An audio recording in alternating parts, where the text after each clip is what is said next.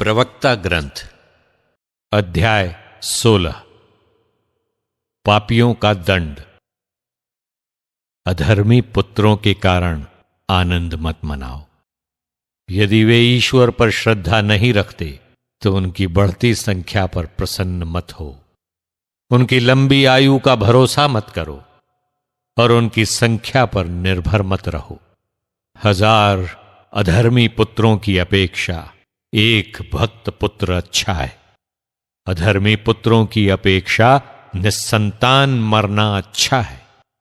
एक समझदार व्यक्ति से नगर की रक्षा होती है, किंतु दुष्टों की पीढ़ी नष्ट हो जाएगी। मैंने ये सब अपनी आंखों से बार बार देखा और इससे अधिक प्रभावकारी उदाहरण सुने। पापियों की सभा में आग प्रज्वलित होती है और विद्रोही भीड़ के विरुद्ध कोप भड़कता है। प्रभु ने भीम काय लोगों को क्षमा नहीं किया, जिन्होंने अपनी शक्ति के बल पर विद्रोह किया था। उसने लोट के नगर की रक्षा नहीं की, क्योंकि उसे उसके घमंड से घृणा थी। उसने विनाश की प्रजाति पर दया नहीं की, वह अपने पापों के कारण नष्ट की गई। उसने 6 लाख पैदल सैनिकों के साथ वही किया, जिन्होंने हठपूर्वक उससे विद्रोह किया था। यदि केवल एक ही हठीला विद्रोही हुआ होता और वो बच गया होता तो बड़े आश्चर्य की बात होती, क्योंकि उसके पास दया और क्रोध है। वो बड़ा दयालु है, किंतु अपने क्रोध को भी भड़कने देता है। उसकी दया जितनी बड़ी है उतनी ही महान है उसकी डांट। वो कर्मों के अनुसार मनुष्यों का न्याय करता है। पापी अपनी लूट के साथ नहीं भाग सकेगा और धर्मी की आशा पूर्ण हो जाएगी।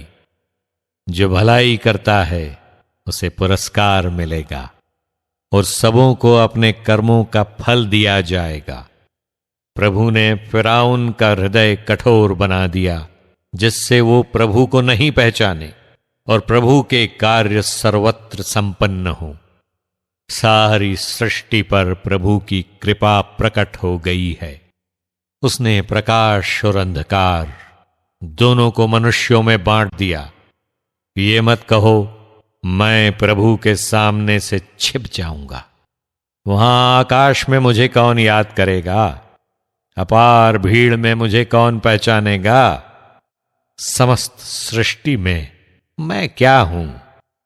प्रभु के आगमन पर आकाश, सर्वोच्च आकाश, महागर्त और पृथ्वी सब के सब हिलाए जाएंगे।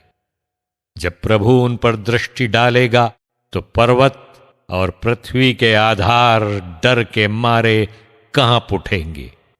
फिर भी वो मुझ पर ध्यान नहीं देता। मेरे मार्ग का निरीक्षण कौन करेगा? जब मैं पाप करता तो कोई नहीं देखता। जब मैं गुप्त अपराध करता तो कौन जानता है? कौन भले कामों की चर्चा करता है? कौन उनकी प्रतीक्षा करता है? न्याय का दिन दूर है। ये नासमझ के विचार हैं।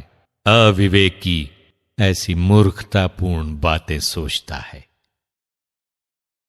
ईश्वर और सृष्टि। ईश्वर ने मनुष्य को अपनी सृष्टि पर अधिकार दिया।